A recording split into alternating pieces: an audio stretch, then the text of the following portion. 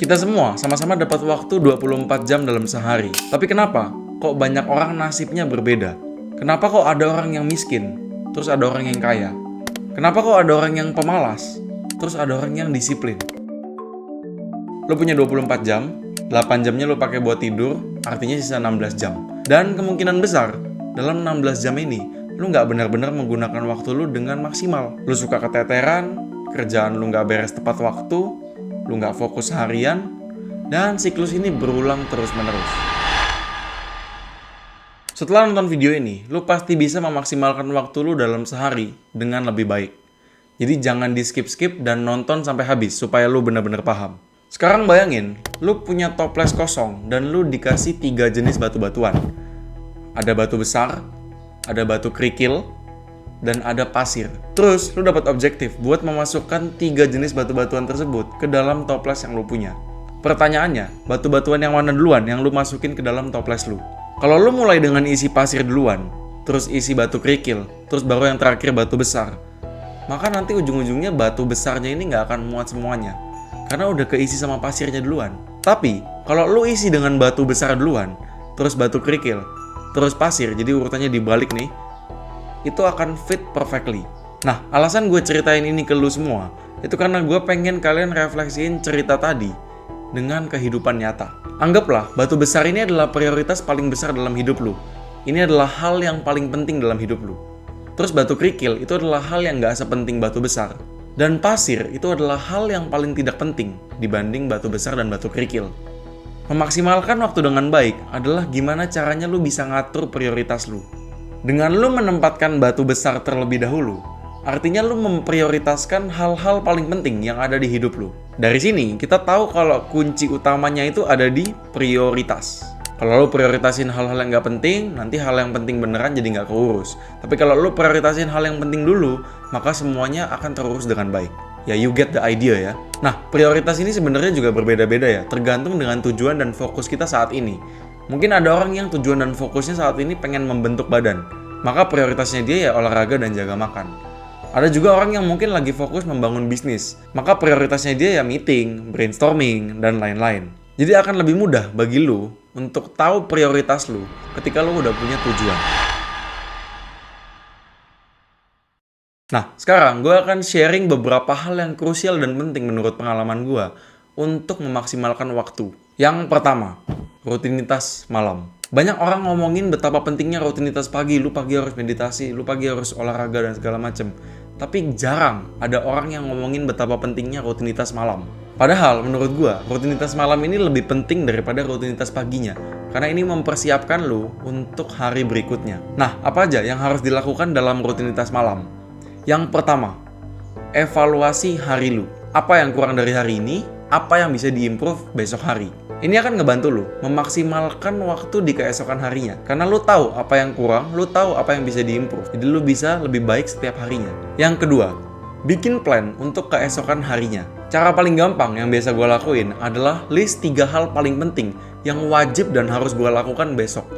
Contohnya, kalau gue besok, gue harus 1. Kelas 2. Edit video 3. Nge-gym. Nah itu 3 hal yang wajib gue lakukan besok. Dan sebenarnya nggak terpaku di situ doang ya. Lebih detail tuh lebih baik.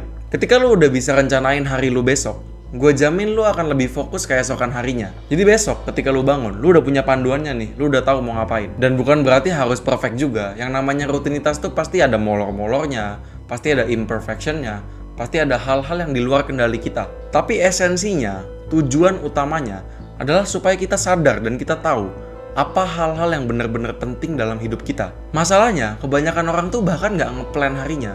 Bahkan mereka nggak tahu hari ini tuh mau ngapain. Nah, keadaan nggak tahu mau ngapain ini adalah keadaan yang berbahaya.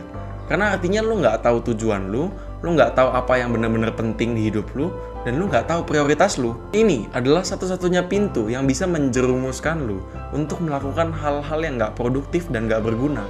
Jadi, coba plan hari lu dan lihat seberapa beneficial ini dalam memaksimalkan waktu lu. Yang terakhir, coba tidur di waktu yang sama setiap harinya. Nah, ini agak susah ya, tapi bukan berarti nggak dicoba. Tidur di waktu yang sama secara konsisten itu akan ngebantu tubuh lu untuk menyesuaikan diri.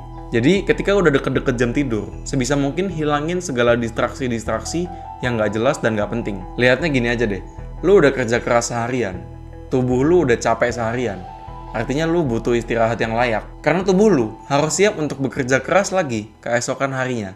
Lanjut, yang kedua, rutinitas pagi. Kalau malamnya lu udah mempersiapkan diri untuk hari yang baru, sekarang gue akan kasih tahu gimana cara memulai hari yang baru. Sekarang, kalau hal pertama yang lu cari ketika lu baru bangun tidur itu adalah handphone, maka stop sekarang juga. Anggapannya gini deh, mobil kalau udah didiemin dingin semalaman, ketika paginya mau dipakai, itu harus dipanasin dulu. Nah, sama kayak tubuh kita, ketika kita baru bangun, kita itu butuh penyesuaian yang nggak boleh tiba-tiba. Anggaplah waktu pagi hari itu sebagai me time, yang tanpa distraksi. Artinya apa? Itu waktu lu dengan diri lu sendiri. Langsung main HP ketika lu baru bangun tidur, itu adalah alasan utama kenapa lu nggak bisa fokus, kenapa lu nggak bisa generate ide yang kreatif, kenapa lu gampang kedistrak sama hal-hal yang nggak penting di hidup ini. Ini ada hubungannya sama gelombang otak. Gelombang otak kita itu kebagi jadi 5. Saat kita tidur, gelombang otak kita itu ada di gelombang delta. Dan saat kita beraktivitas normal, gelombang otak kita itu berada di gelombang beta.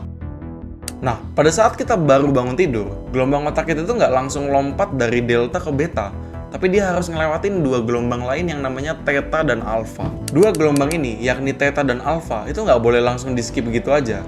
Karena itu adalah di saat kita paling kreatif dan paling fokus. Nah, dengan state otak yang lagi ada di fase kreatif dan fokus ini, kita bisa memprioritaskan mana hal yang penting dan mana yang tidak. Nah, permasalahannya, kalau lo langsung main HP ketika lo baru bangun tidur, otak lo akan nge-skip 2 gelombang penting tadi, yaitu theta dan alpha.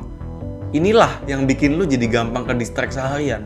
Inilah yang bikin lo susah fokus. Jadi, apa yang sebaiknya lo lakukan ketika lo baru bangun tidur? Saran gue, selalu mulai dengan tindakan-tindakan kecil.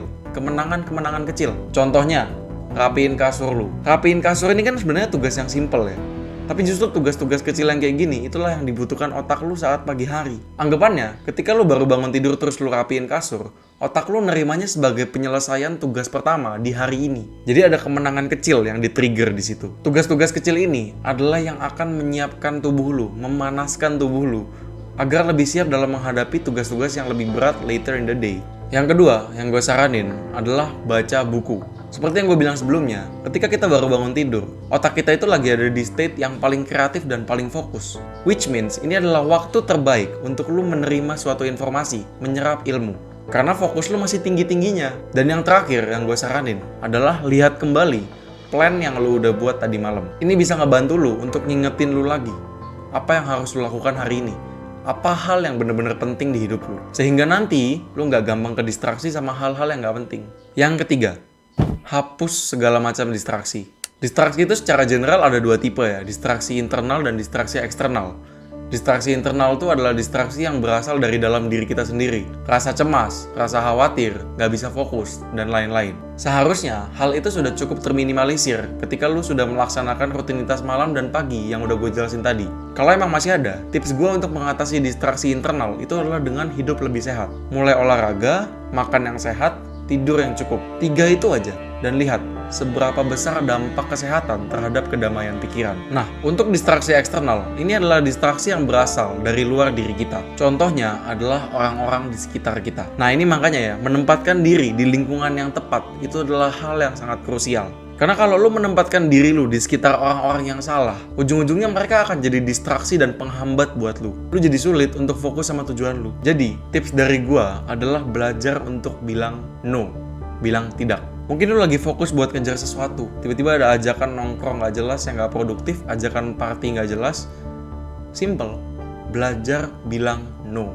Selalu prioritasin diri lu sendiri di atas orang lain. Jangan jadi people pleaser, karena jadi people pleaser itu ujung-ujungnya selalu lu yang rugi. Yang keempat dan terakhir, yaitu konsistensi dan disiplin. Poin terakhir ini emang harus diterapin di apapun itu yang pengen kita capai, termasuk memaksimalkan waktu. Ketika lu udah berhasil memaksimalkan waktu di satu hari, tapi keesokan harinya lu udah mulai ke distract sama hal-hal gak penting, lu udah mulai gak konsisten, maka lu sebenarnya nggak bener-bener memaksimalkan waktu. Harus ada effort setiap harinya yang lu keluarkan untuk bisa set standar yang tinggi, improve dari hari kemarin. Dan itu semua cuma bisa dilakukan dengan konsistensi dan disiplin. Tipsnya, untuk jadi konsisten dan disiplin yang selalu gue bilang terus-menerus, adalah dengan start small. Mulai dari hal yang kecil, mulai dengan perubahan kecil, secara konsisten. Nanti lama-lama dia compounding. Ingat, hal-hal besar itu selalu dimulai dari hal-hal kecil. Ketika lu sudah bisa konsisten melakukan hal-hal kecil, maka lu akan lebih siap untuk menghadapi hal-hal besar. By the way, lebih lengkapnya soal disiplin udah gue bahas di video sebelumnya. Jangan lupa mampir. Anyway, itulah dia cara gue memaksimalkan waktu. Semoga bermanfaat and have a blessed day.